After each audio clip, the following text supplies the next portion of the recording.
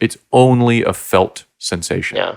So if you say, I was so offended by that comment, what is that? What did you really experience? Yeah. What did you, at that moment, you say, I'm the most offended I've ever felt. Yeah. Okay, what happened? Someone said words with their face, you got a feeling in your body, and you really just don't like the idea that someone else thinks this thing or said this thing.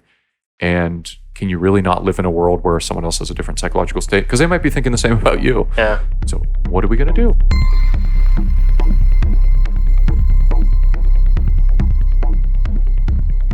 Alrighty, we are recording. Great. How you doing, Hunter? I'm great, thanks.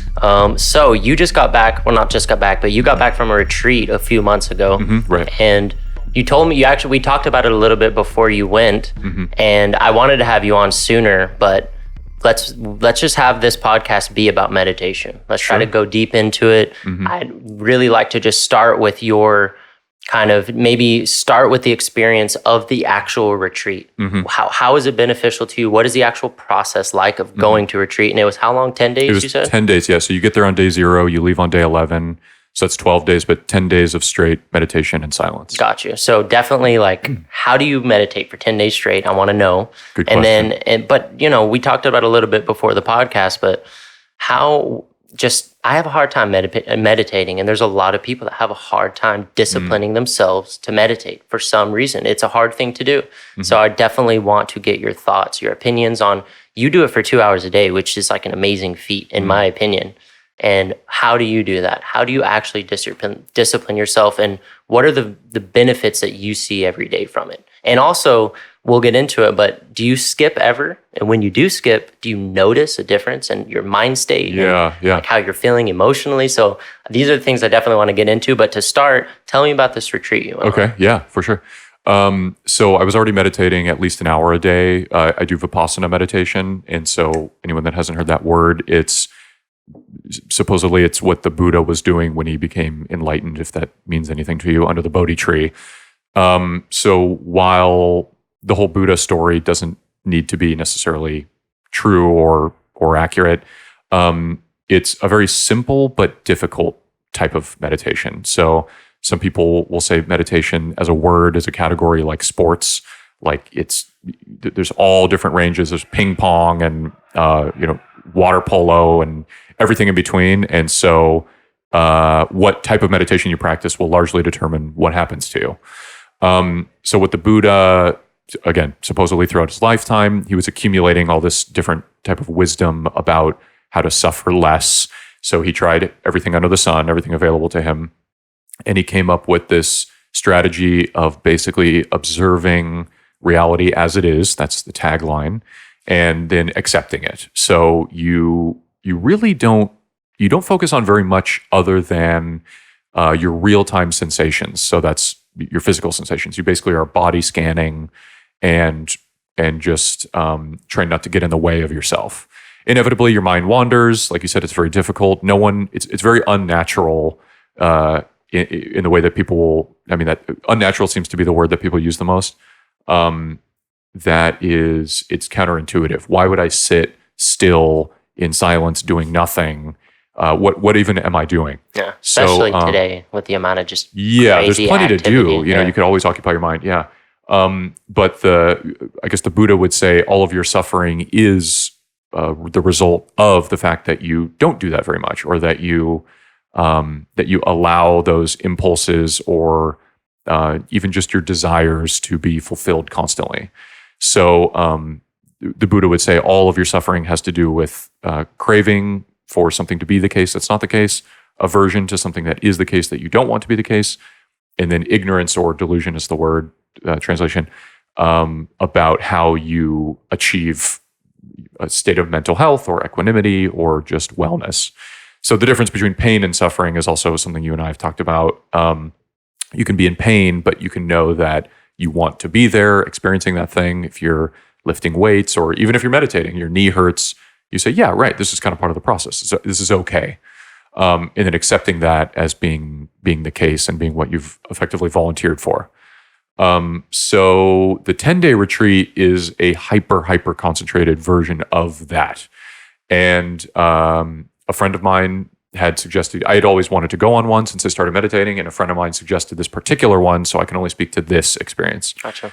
It was at the Southern California Vipassana Center in 29 Palms near Joshua Tree.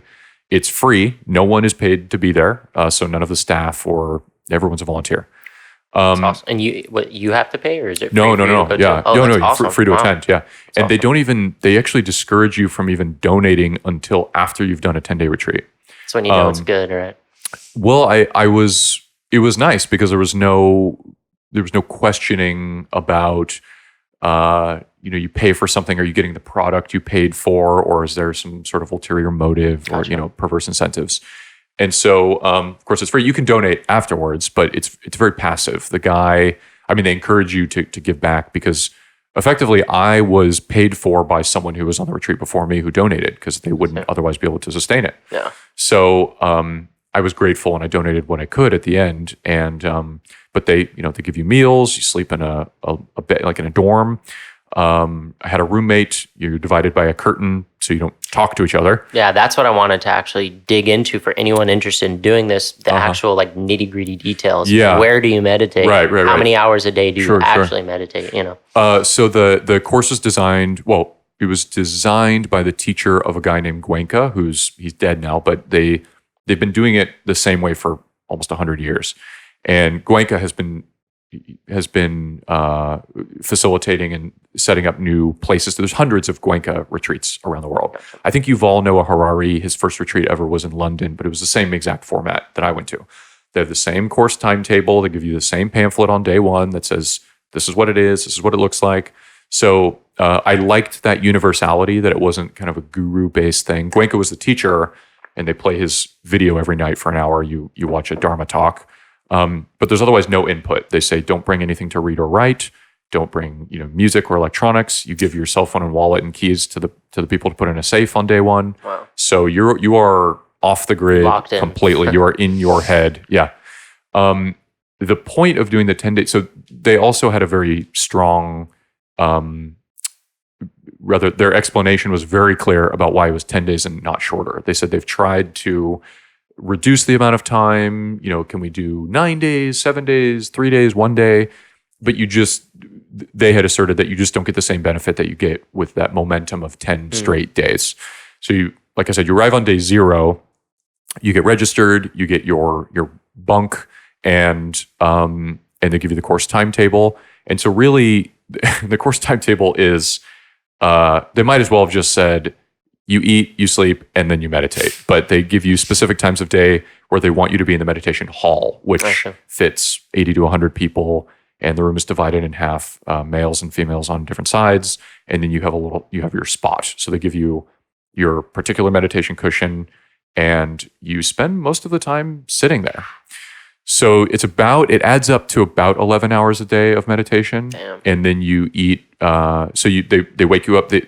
All the transitions are with a gong. Someone walks around the premises and rings a gong. Wake you up at 4 a.m. First meditation starts at 4:30. You eat breakfast at about 6:30. And there will be what they call a rest period after meals, even though there's not much to rest from because you're just sitting and meditating all day. But I ended up sleeping just out of boredom. And then you eat lunch. And then for first-time students, you eat dinner, which is just fruit. And you can have tea with milk or additives. If you're a returning student, you're not supposed to eat after, I think, 12 noon. You're not supposed to eat dinner. So you're fasting too. Exactly, yeah. So you don't eat very much, but you don't necessarily need to. I wasn't really hungry the whole time. Yeah.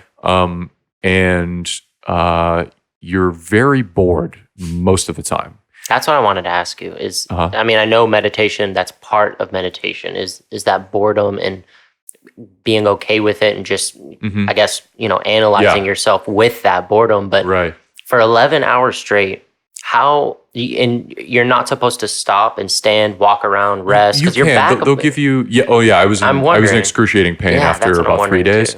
I was miserable at the end of the first day. And I think from a lot of the people that I talked with afterwards, you hit kind of, you hit these valleys in your progress. And so some people on day 4, for example, end of day 3 and day 4, day 6 for some reason is very difficult for people.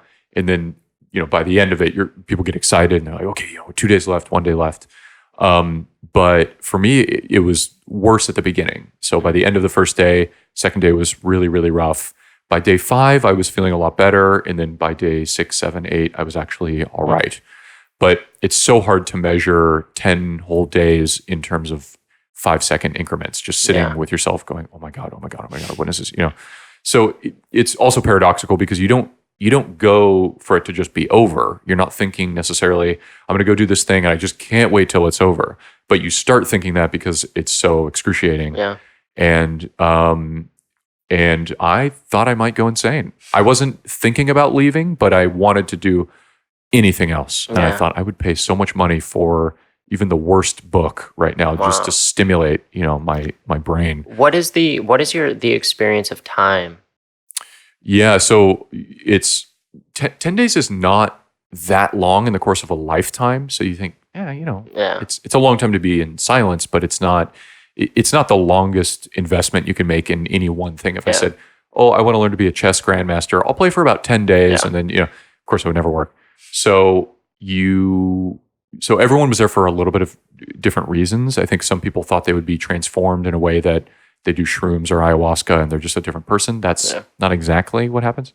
But I was, in my misery, I was reduced to just taking it one breath at a time. And you're observing the breath almost the whole time. So I just was thinking, okay, you're one breath closer, and just reducing your radar, your scale to a very momentary, moment by moment thing. So time must feel like it's so slow. Very slow. Yeah. Even after I would eat, I would take as long as I could to eat, and then I'd go sit on my bed, and I wasn't tired because I was sleeping during all my rest time. And so you're not tired. You're not necessarily ready to meditate again because you have 11 hours to do it. And then you're just sitting there staring at the clock. I stretched a lot. Yeah. There was really nothing to do. Yeah. But the whole benefit, the whole purpose of me going was I wanted to know what it's like. I also had a moment where I was asking myself, what is this going to be like at the end of 10 days? And I looked at one of the assistant teachers who was sitting motionless, seemingly perfectly happy. And I asked myself, what's the difference between me and this guy? He is not suffering, and I am evidently suffering. I am not happy right now. Yeah. And I thought, this guy's just way better at this. This is a skill to be learned. He is okay. He has accepted his circumstances. He's okay with the fact that right now he's just sitting and observing his mind and sensations, and I'm just I'm not happy about it. And I thought that was a strange distinction between wellness and suffering that we all have access to. And it's also weird when you sit in silence with a bunch of other people because you kind of tell yourself stories about them. He's probably really good at this. He's not. He's having a good time. He's having a rough time. And then they, of course, are doing that about you. And on day 10, they lift the noble silence, is what it's called. And you go into noble speech, which means you can speak to each other in productive ways. So, of course, everyone became a chatterbox and was reviewing the experience. And it was interesting to hear what bubbles were burst or what stories were disconfirmed by people saying, oh, you looked like you were really into this, like you were just fine the whole time. And you're thinking, no way. Yeah. And of course, no one was truly happy the whole time. But no one's talking.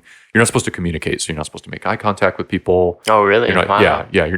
You're really strongly discouraged from disrupting anyone else. I see. So you basically treat it like you're alone. Because I was actually curious also why they split it like men on one side, women on another side. Yeah, there wasn't a perfect explanation for that, but I think it's just to reduce any distraction, that's any what I was temptation or any behavioral changes. You just want to be with your peer group. Yeah.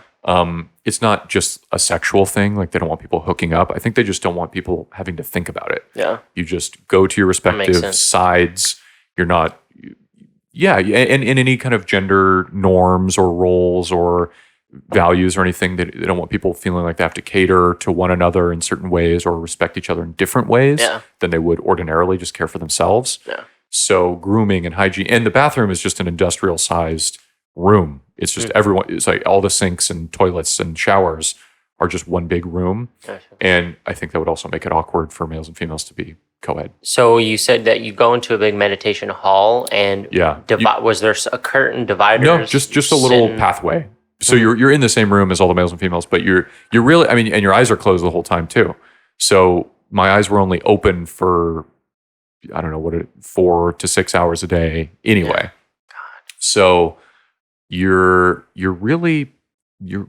have a task, and they call it work. Goenka says he reminds you to work diligently and carefully, and so it's a course. It's not a vacation. It's not fun, I would say. Yeah. So like one session, or let's just say the first day, that's a good example because you said that was particularly rough day for me. Yeah.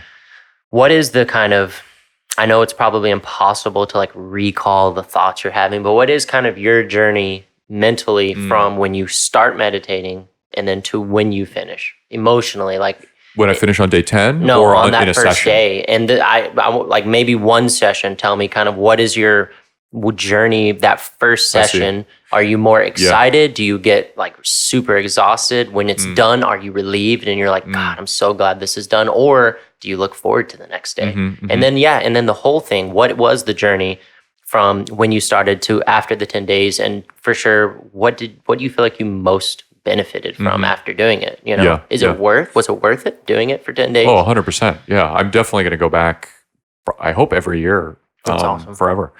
So the suffering involved on day one. I mean, that's what I'm curious about. Like, what is that? Why is there suffering there when that's happening? Yeah. Obviously, there's physical pain. My back starts hurting when you're sitting up, but mentally, what is that? Yeah. So the suffering would be, like I said, some version of craving or aversion that you are wanting the world to be other than it is.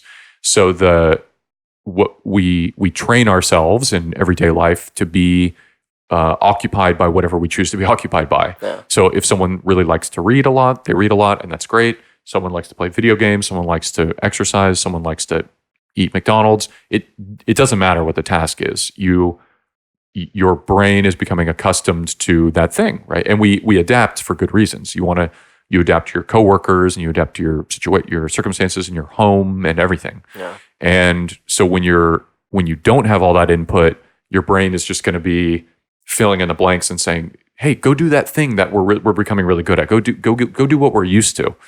And it's very much not used to sitting in silence and only paying attention to your sensations and whatever happens to come up. Yeah. So in the course of an hour, even your brain is just going to be turning over everything that has ever.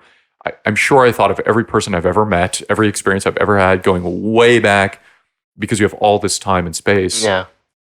And it's difficult, like a physically arduous activity. It's difficult because you don't do it a lot. And so that was also partially my revelation when I was comparing myself to other people in the room that were really, really good at this, is that I just have trained myself to always be occupied, to always be.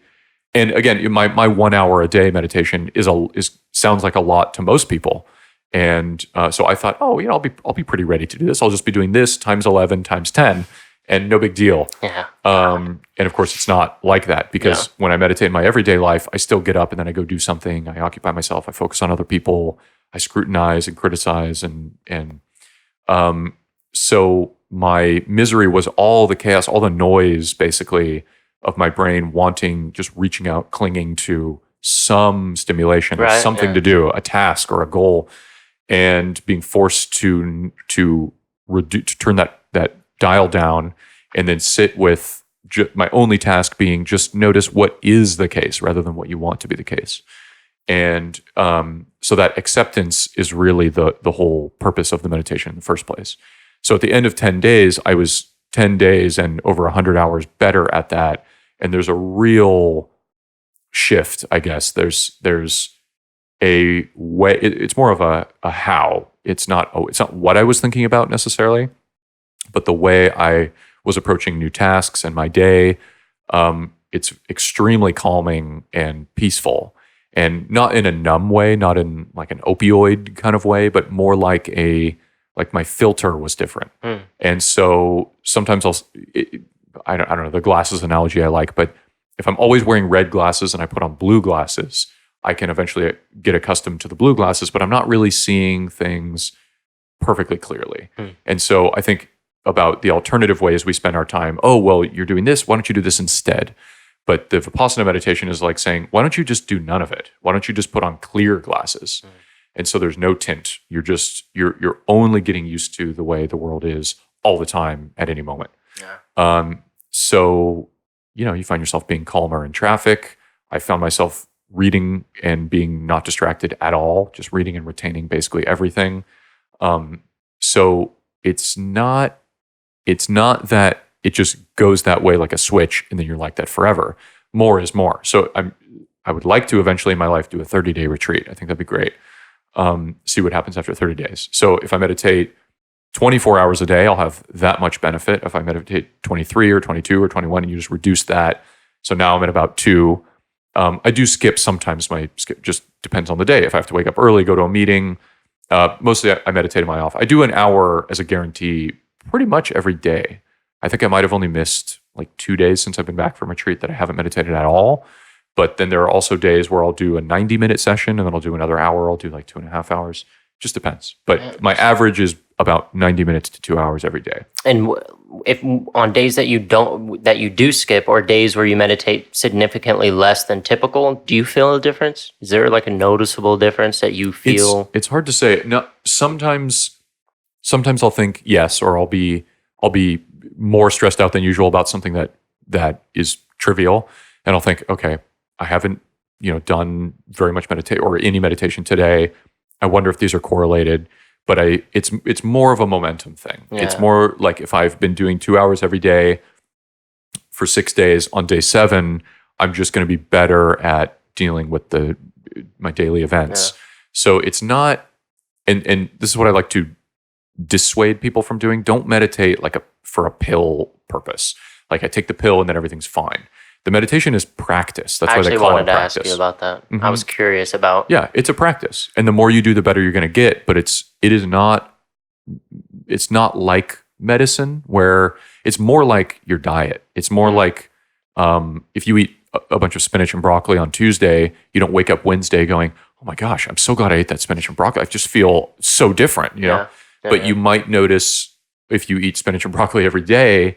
You might notice over time, oh, I ache less, or I have more energy, or I, whatever you don't really notice, like taking vitamin C too. You're not always thinking, oh my gosh, I'm so healthy. This is so great. I'm so healthy. This is so great. It's easy to lose track of that. Sometimes we might remind ourselves, oh, wow, I haven't been sick in a long time. Yeah. But it's much more like something I want to be in place as a good in and of itself, and not because later I am off the hook. Yeah. It's more like coping all the time. That's like the question I want to ask you is, there's obviously, at least from my perspective, there's people that get into meditation and for them, it's more of like an identity thing, or it's more it's like the same people that get super motivated about exercising and they exercise every day and push it. And then they fall off eventually because that initial motivation stops. There's people that do the same thing with me. I'd done that with meditation like years ago. I'd gotten to that. It was for the wrong reasons. I guess you could say my values weren't right for what I was doing it for. I was doing it as more as like, I want to feel accomplished and I'm meditating every day. Yeah. And obviously that doesn't sustain. So I'm just curious, like meditation, I'm trying to dig into what, if you had to like describe the benefit of meditation from a more mental perspective. To me, it seems like it's like exercising, except it's exercising for your mind, and it's like you're strengthening that muscle in your mind. But what is it, just for people that like never meditate, someone that might be listening, thinking like, what are they talking about? Like, what are you doing when you meditate? How can you describe like the actual kind of more specific benefit to how it can help with your mental state or the way you see things, or focusing, or obviously reducing suffering, not having not living in a state of constantly needing expectations? How does it actually, at least from your perspective, affect you in that way? Yeah, so I can only speak to Vipassana, not like transcendental meditation or anything like that. But you are training your mind. I think people have a people are very confident that you can train your body, you can change things, you can go on a diet, you can alter your eating habits and your activity. But I hear a lot of people talk about the mind like it's a fixed. It's like phrases like "follow your heart" or be authentic, that kind of thing. Those are interesting. Those are what would you call it? It's like folk wisdom that meditation addresses. So a meditation is training your mind and your attention. So if you are lost in thought, as they say, or if you're distracted, you tend to suffer because you're not in charge of whatever is going on in that moment. And so if you're not being deliberate, you're doing whatever your mind or your body is having you do, which will very often be the thing that is most comfortable, path of least resistance, just doing the next appealing thing. Meditation is not appealing. And I would never try to sell somebody on that. You're not, if the goal is, I just want to feel relaxed and peaceful, and you won't, I promise. You will hate it after 5 minutes. That's a really good distinguishing. That's something really good to distinguish, because there are a lot of people that think meditation is more about, it helps you relax. Mm-hmm. Like, and it does, I guess. You can meditate before you go to bed, but it helps you relax. Well, okay, so some people do relaxation meditations, which are different, and I'm not talking about those. Yeah, that's what. So you might do something that deliberately simulates relaxation. You envision something. You actually try to you lay down, or Vipassana meditation is a mental training. It's not. It doesn't promise anything other than reducing your attachments in the world and therefore reducing your suffering. So you have to work. You have to remind yourself, what am I doing sitting here? My suggestion to people would be, if you're going to meditate, pick an amount of time and add a little bit to that amount of time and sit for that long. And then if you get to that length of time and you can sit a minute longer, do that. Because that is such instructive time for you, where you sit with yourself and you have to tolerate it. Yeah. So you're really learning how to tolerate discomfort. I like the way that you talk about meditation. Like, I like how you're honest about it not being a comfortable thing, and that it's like you have to discipline yourself, and it is hard, because there are a lot of people that talk about meditation, and maybe I'm just thinking about, and they might be talking about something else. Yeah, exactly. Right. And that's fine. I don't want to. Here's what I don't mind saying, though.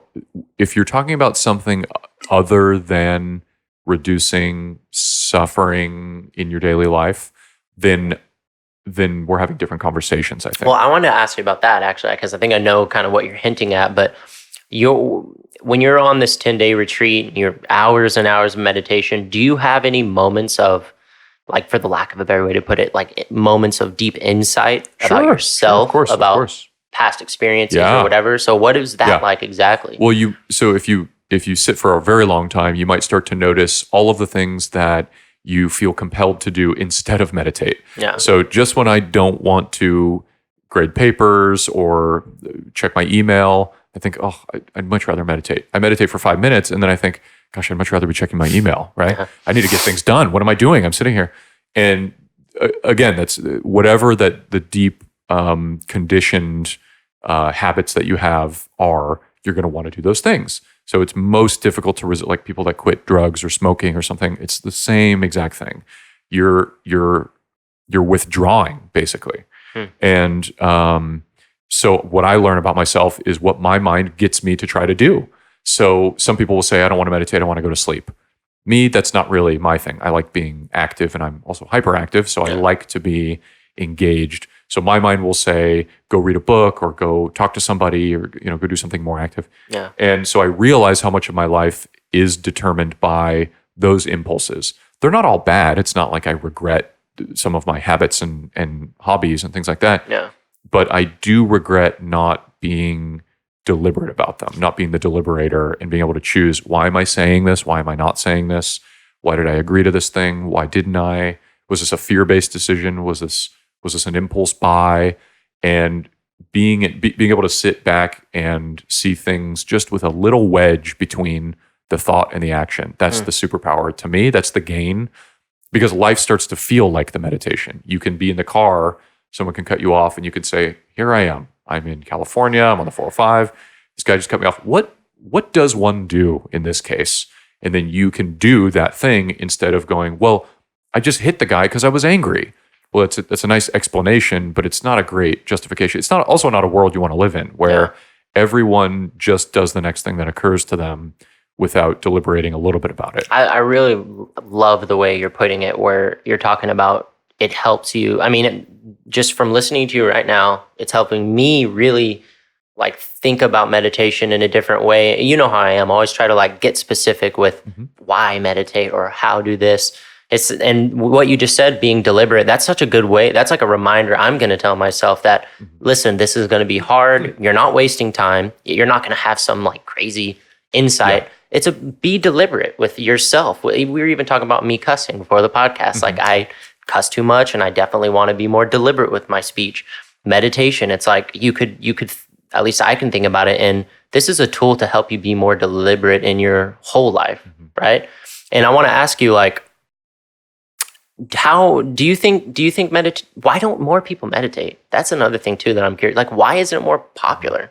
Why are so many people, why don't more people exercise and eat healthy and you know, well, it seems like reduce their ego-driven conflict behavior? You know, it's not, well, first of all, it's not very appealing. It's not very fun sounding. Yeah. I guess, and sorry to interrupt you, but I guess I just I'll be more specific and say, why don't more people meditate relative to like how beneficial it really is? You know, I don't know that people don't. So I think there's a philosophical bedrock here that I hit with people when I talk to people about this, that are either they're not sold on trying it in the first place, or they say, oh no, I just do this other thing instead, or my meditation is when I'm running. You know, okay, fine. What are your thoughts on? Well, let's put a pin in that. Come back to that if you want. But just the disagreement I find with people is that people aren't sold, I think, on the concept of suffering. I think they think I only suffer because I'm not doing this other pleasurable activity.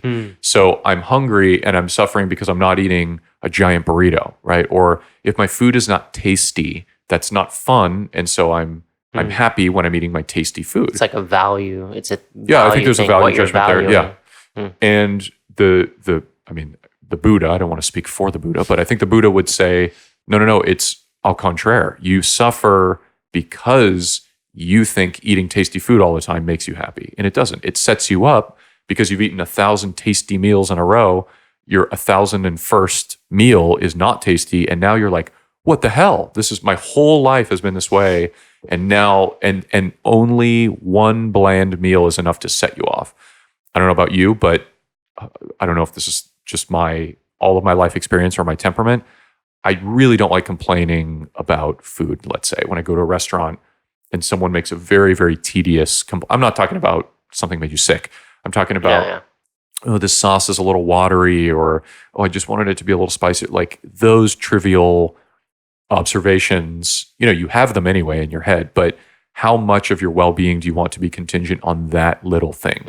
And everything being just right. So I notice the people I like to be around personally are very adaptable, they're flexible, they're good-natured. And I'm not talking about people being positive. I'm talking about people who are realistic, I want to say, or who are accepting of their circumstances and honest about, this thing really rubbed me the wrong way. That's all right. But there's something meditative about going about your day or your life and noticing things before you react to them, or before you stick a claim on how miserable it made you, or how life would be so much better if only. Because you could be sitting in silence. You could be on a desert island and go from there. So if you start so small with the confines of your own mind and thoughts, you might learn about what controls you. Wow, what control? Was I that set off because one guy on the 405 cut me off? Of course, we all are. And it's sad because it's so easy. We have so much else going for us, and we can be thrown into a tailspin because one tiny thing disrupted our day. Yeah. So speaking to the point of insight, the insights that I got were how much I never realized I was expecting to make me happy every day until I was unhappy. Yeah. So on retreat on day 5, thinking, God, I just want this or that. And thinking, wow, I need to pacify my mind. I need to make sure my mind is not trying to convince me that I would only be happy if. Yeah. Because at the end of those 10 days, I felt very happy and in a more of a liberated way, and not like I was in a good mood. I felt really like I was in the same mood the whole time, but I was less dependent on certain forms of stimulation to make myself happy. Yeah. And then you go into relationships and you think, wow, I'm so motivated to just say something, or to give advice or to make a suggestion or to be offended or, something like that. And then you learn that you can live without it perfectly fine. Because that moment is going to turn over eventually. It's going to become a different moment. You're going to forget about it and you won't miss it. You go backwards. And I also ask people, especially the food people, I'll think, remember a year ago we were at that Mexican restaurant, you had that food and you were just raving about it. It was the best meal you'd ever had. How good do you feel about that meal now? And there's almost a 0% connection to that moment. You can remember, you can go, oh, that was so good. I'm so glad it happened. Yeah. But if you forgot about it completely, it also wouldn't affect you. So you can't access that any more than you can't access the suffering of that meal where there was too much sauce on my burrito. And so I feel very pathetic myself when I think that my life is contingent on those moments too. Yeah. If I just feel good right now, everything would be fine. Yeah. And yet I have never regretted meditating. And boredom has never killed anybody, just for the record. You won't die of boredom. You will just be in your head and you will be hurting to the extent that you're bad at it. Yeah. And at worst, you just might learn something about yourself. Yeah. But it doesn't have to be in the form of a revelation. Oh my God, I never realized that, my relationship with my father, XYZ, that's maybe good for therapy, but for the meditation, you just take notice of, wow, my brain is really trying to get me to do stuff right now. Yeah. And the insight isn't the only thing you gain. You can actually do something with that. Yeah. Say, wow, I'm so controlled when I see somebody in this type of situation. I'm so compelled to act, and I never give myself the option not to or to do something different. So you can always do less. And again, this is my philosophical point with people that we tend to disagree, or that we hit that bedrock, and that's when a person is under the impression that you have to be doing something. It's just a matter of what you're doing. Yeah. Are you doing this or are you doing that?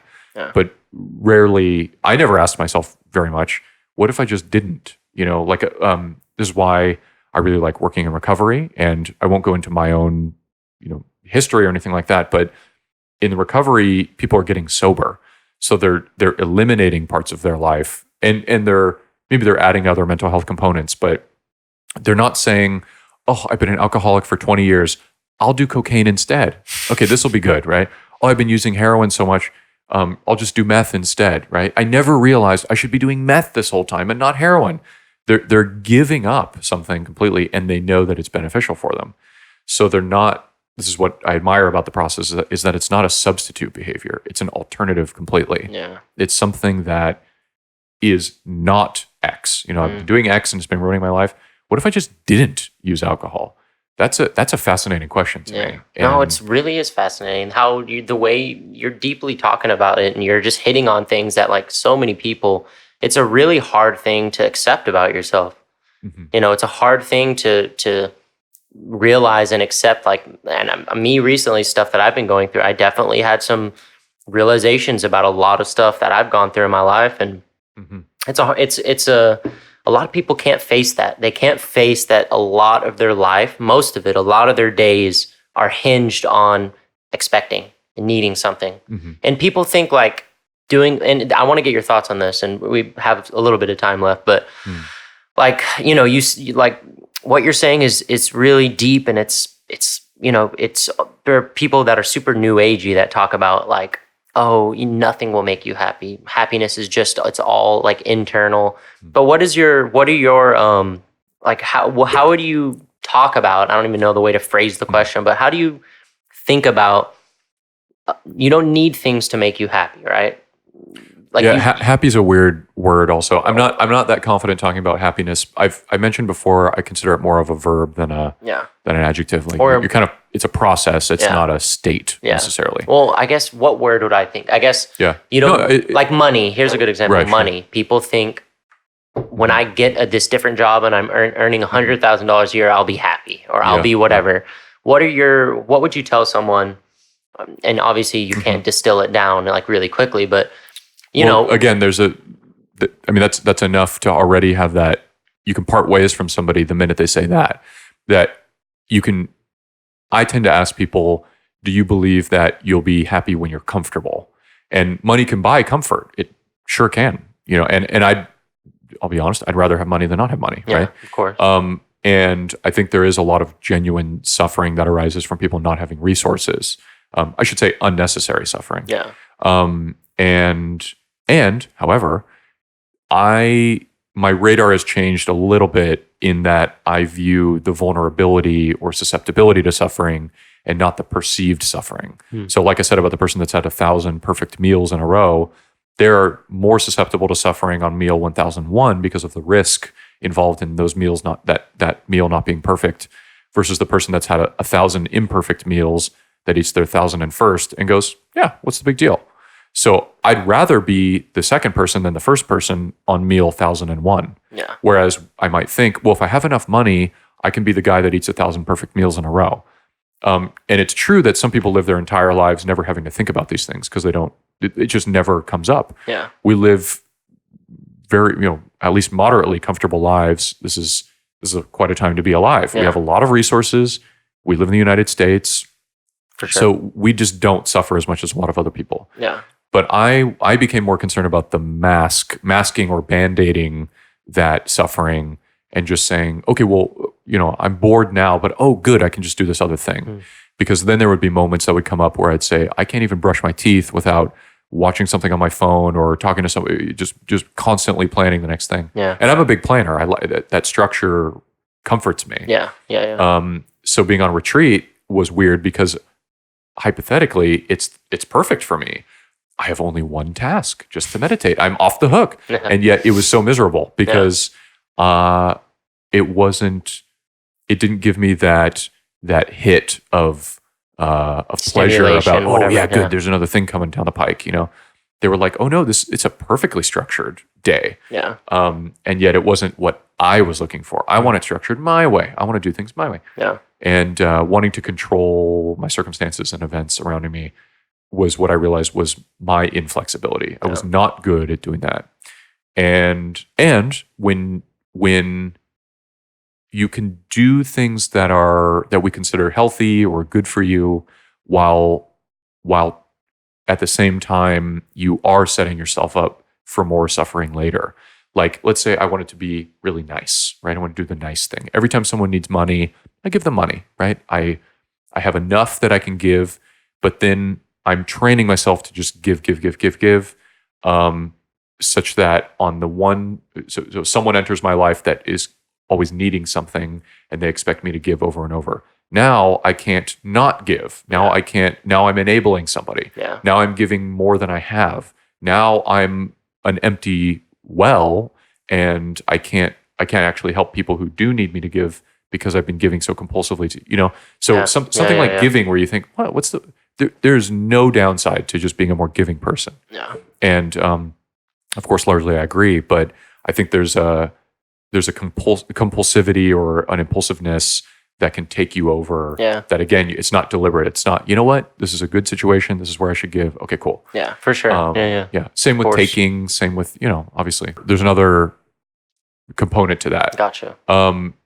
If you can learn to take care of yourself in that way, and I don't mean being independent and callous and detached, what should I say? Like distant, but you can. If you take care of yourself, you're so much more of a pleasure to be around. So if people don't want to meditate, like if they're not sold necessarily, and I'm not here to force somebody to meditate if they don't know why they're doing it, because that wouldn't help either. But if someone wants to be less difficult or someone wants to be better for the people around them, that's another reason to start meditating. I think people are a lot more pleasant and easygoing when people aren't having to worry about what's going to set this person off. What compulsion is this person going to be victim to at any moment? We can't do this thing because they'll just act up, or maybe they drink too much, or they're too loud, or whatever the thing is that people will sometimes say, oh, well, that's just me. I'm just being myself. Well, we change. So when are you yourself? Are you yourself at age 10, 15, 20, and if you change yourself, you're still being yourself. So maybe I am myself when I sit down to meditate. I'm also myself after I get up, but I'm two different people to an outsider. So I would recommend seeing what happens when you meditate and ask other people, what has it been like to be around me? Yeah. You can tolerate more. You can tolerate more disagreement and conflict and things like that, and you won't be the weakest link. Yeah. So I find the people I like to be around the most also tend to be avid meditators. Yeah. I mean, that's definitely. I mean, a lot of the stuff you're talking about is just it goes so much deeper than just meditation. Like, meditation is just the paradigm. Yeah, that's just when you're doing it 100%. Yeah. But you're always practicing that. Yeah. We're always conditioning ourselves to be more or less one way or the other. Yeah, it doesn't end. That's the way that, I mean, I think that's what I'm getting out of this is it's every time we talk about meditation, it's a big, big reminder. It's like, even just aside from meditation, it's a big reminder of being deliberate of like, what do you value? It's a value thing. What things do you value? If you value meditation because you can tell other people that you meditate, that's probably not a good reason to do it, Right. But that's like everything, If you value wanting to make money, I mean, that's why I brought up like the money thing. It's not even money. It's just the people that think I'm not happy because I don't have this. And then there's the paradox, or however you want to put it, that, well, if you like, and this is going to seem this might seem like a ridiculous question, but just curious to get your input on it. What do you tell people who would give you, playing devil's advocate, that would say, listen, if I meditate and I get to a point in my life where I'm happy with just this right here, I'm happy just like meditating with this, I don't need this, I don't need this, will that stop me from pursuing goals that I have? Like, then what's the fucking point of even pursuing goals? Why should I even try? A lot of people ask about that. Yeah, I'm just curious. No one would do anything. Well, I think that's neglecting the whole purpose in the first place, is that you won't have those same goals or values if you are if you're headed in the right direction meditating. So I might think, well, why would I try to upgrade and get a new car if I'm happy with the car that I have? Well, that's precisely the point, is you might be happy with the car you have, and you'll think, God, why did I spend so much time and energy trying to get this new car? Yeah.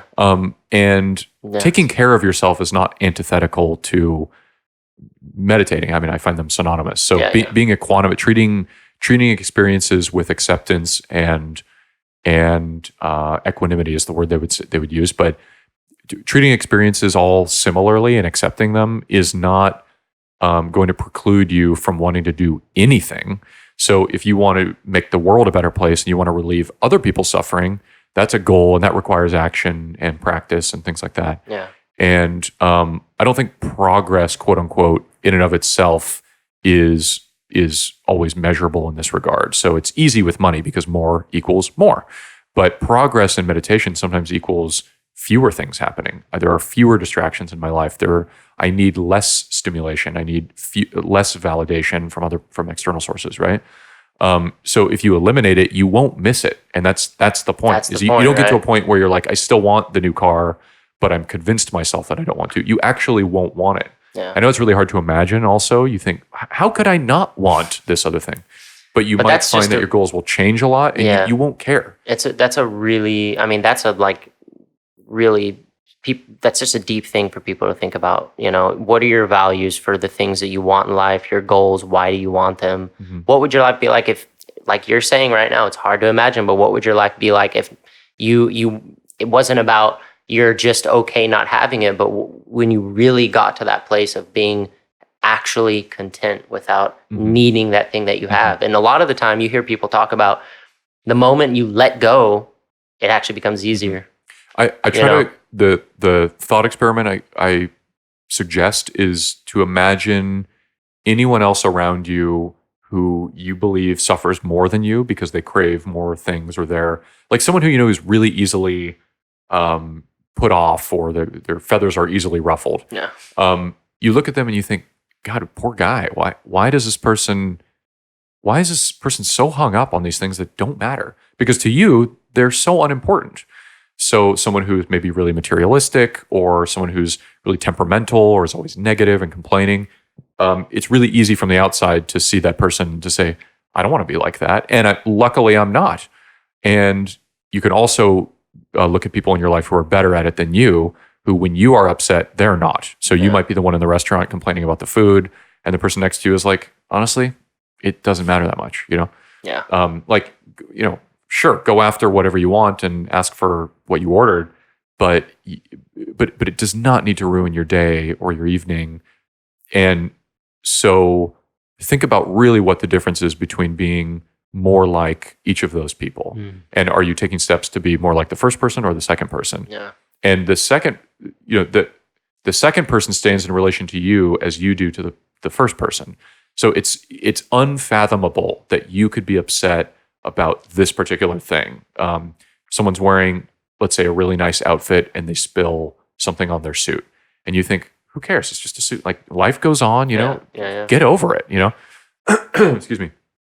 Or you might think, oh gosh, maybe I would mind that also, but I haven't put myself in a position where I have such a nice suit that my spilling coffee on it is going to ruin my whole day. And you see the person aggravated and mad and you think, gosh, I'm so glad I'm not that person. Yeah. You lose no sleep over that suit and that spill. Yeah. And when it happens to you, you might not be thinking perfectly maturely, that, oh my gosh, this other person really doesn't care about me and my suit. But what if I didn't care about me and my suit? Yeah. It doesn't mean you wouldn't wear the suit to work and go about your day. But the difference, again, between suffering and not suffering, between misery and not misery is huge. And imagine not losing any sleep over any of it. That's, to me, the difference. It's not a not caring about people. It's because, again, English is a little bit limiting. It's kind of like a not minding. It like, oh yeah, I have to eat, right? I have to eat to survive. But I don't really mind, is it this or is it that? Yeah. I don't really mind one or the other. Yeah, it's when we talk about this stuff, like I said, it's a big reminder, and it's just, even if to put it even more simply, it's like you will be a happier person, right? I mean, your days will just be better if you let go of that kind of stuff. And just like you said, don't mind it. I notice it. We all have our good days and our bad days, and I notice those days at work specifically for me is a good playing field for this kind of stuff, And I just tell them what I've been telling myself recently that has been helping me, and we've talked about this stuff before, but I think about, you know what? Last week I had an amazing day at work. It was very productive. I was feeling super engaged. I was feeling, I was doing a good job managing everyone, and it was an amazing day. Today I had a really bad day. I was in a negative mood, and I was like, what's the difference? And when I sit there and you contemplate it, there wasn't a difference. There's no difference at work. It's just me. Like, it's just me. That's the difference. And now I just have to remind myself of that. If I wake up in the morning and I'm feeling a little particularly tired or whatever, I just think, you remember that day last week. There's no difference in your day. Nothing is going to change at work. So it's up to you. It's up to you to make your day better. Like, it's not work. It has nothing to do with work, because you had a day where like 2 people called off sick, and you were there for 2 more hours than you should have been there, and you were good that day. So stop being a baby today and just have a better day. Yeah, it's like a way to remind yourself. Yeah, Yuval Harari's books are mostly. I mean, he's a huge Vipassana practitioner and advocate. But almost all of his theses are predicated on storytelling, that Homo sapiens are good at telling ourselves stories, and the fact that a story isn't reality per se. So if you really tune in to what you can observe for sure, it's almost only your own sensations occurring in one moment. So if you hear a sound, you see the look on someone's face, you get a bodily sensation about something. It could be hunger, it could be even jealousy. Everything manifests physically in you, and that's the only thing you have access to. So we're pulling data through our senses, but if you're really honest, you only have the basic unit of measurement of I feel X. So people are very disparaging sometimes. Oh, you're talking about your feelings. I'm talking about literally your feeling. What can you feel? Not just an emotion like I feel love or I feel impatient, but really what's going on? Someone might look at you the wrong way, let's say. So what did you see? I saw the face of a fellow Homo sapien. What was on that person's face? Well, their eyebrow ridge was a little squinted and their pupils were directed towards me and they had a kind of a frown on their face, right? Okay, great. So you saw a face and it looked like that. That's only what you know. You don't know what they're thinking. Yeah. And you might be confirmed. You might say, yeah, see, he was mad at me. But you didn't know that. And then they tell you and then you say, okay, so another person is mad at me. So now I have new information. I heard somebody's words. They went into my ears. My brain processed that data. I found out that someone had a negative emotional state while I was in their presence. That's what being mad at someone is, or not even in their presence. And then, okay, so what do you want to do with that? It's very boring, right? You tell yourself a story about he was pissed off at me, he was mad dogging me, but that story is so lame. It's so not worth. I mean, when you put it so simply, it's not really worth acting on. Yeah. So where in your life do you act on facts like there was a look on someone's face and my whole day went to shit? Yeah, 100%. Okay, well, like, is that the life you want to lead, Yeah. where around every corner someone can ruin your entire mood and your day because they looked a certain way and you made inferences, blah, blah, blah. So when you're sitting in meditation and your eyes are closed, typically, you really don't have a lot of information. You go, I heard something, I felt something, my knee hurts, I'm bored. Okay, what is boredom? Where do I feel boredom? I feel like my breathing is becoming labored and my hips hurt or my foot is numb. Well, that's the only thing you really know. So try doing that in other places. You get in your car. What do I know? I can see a street before me. I'm telling myself a story about rules of the road and how I'm supposed to interact with other cars. I'm supposed to protect my vehicle, drive defensively. These are, again, stories, narratives. It's not that they're not useful. I don't mean to say that we shouldn't fill in the blanks, but we fill in blanks sometimes frivolously, and we make up a story about how, of course, we're always the hero, right? Can't believe this is happening to me. People should understand my value, and everyone's telling themselves the same story about how they are the heroes, and sometimes we are, and sometimes we're not. And so, if you really cut it down, things like the word offended or insulted, honestly, that charge to me is completely lost, or being jealous or something like that. It's only a felt sensation. Yeah. So if you say, I was so offended by that comment, what is that? What did you really experience? Yeah. What did you, at that moment, you say, I'm the most offended I've ever felt. Yeah. Okay, what happened? Someone said words with their face, you got a feeling in your body, and you really just don't like the idea that someone else thinks this thing or said this thing. And can you really not live in a world where someone else has a different psychological state? Because they might be thinking the same about you. Yeah. So what are we going to do? How do we move forward from this? I absolutely love the way that you just were describing all this stuff. And it's about an hour. We can start wrapping up, but that's a whole different podcast to have. Yeah, maybe. Just talking about kind of what you were just hitting on, but deeper and more, because that's just the way that you were just describing all that. Such a really good way to think about it. Like it's just such a, it's pretty eye-opening if you really think about it. If you really think about like the way you described, just it's you looking at someone's face and they move their eyebrow or they squint their eye. It's like, man, it seems like, I don't know. It seems like we just have, or we could potentially just have way more control over our reactions and our emotions, way more than most people even want to think about, right? Which is an explanation for the whole, victim mentality and the culture right now of constantly blaming and being offended. It's like what you just said, it's a real eye opener. You really think about it for people that get offended all the time and they're always pointing the finger. Think about what Hunter just said. And truthfully, I'm aware that people will get offended and insulted and we don't want to be around certain language and attitudes. But why let it bother however, you? you can't, so you can't control what other people are thinking necessarily. So it's an open question though. Like, what do you want to do with that? Yeah. Some people think I can just force people, I can be so aggressive or I can retaliate so that people won't offend me. I can constantly deter people from upsetting me. First of all, it's a very lonely lifestyle. It's a very reactive one where you can't resist. You're in a restaurant, someone looks at you the wrong way, you have to go approach them. You can't even have an evening out without that happening. Yeah. And And you are going to piss a lot of people off because you'll be constantly thinking of yourself. You'll be constantly like, I need to be comfortable now. I need to resist any situation where I might be put off. And you might learn that you didn't need to be offended in the first place. And it's worse to be a person who is always offensive than always offended. And truthfully, like to the point about, what if I meditate and I become so boring and free of goals? That is a very, very difficult place to get to. So it'd be like someone saying, I'd love to lift weights, but what if I look like Arnold Schwarzenegger overnight? Honestly, don't flatter yourself. You will not lose any element of your personality or your goals, or you will continue suffering, but just less. Yeah. So please, whoever's might be listening, don't fear that you will be so prodigiously good at meditating that you will become enlightened overnight and you'll lose track of everything that was driving you before. It's very unlikely to happen. It's incremental progress. Have fun with it. Just, it's fun.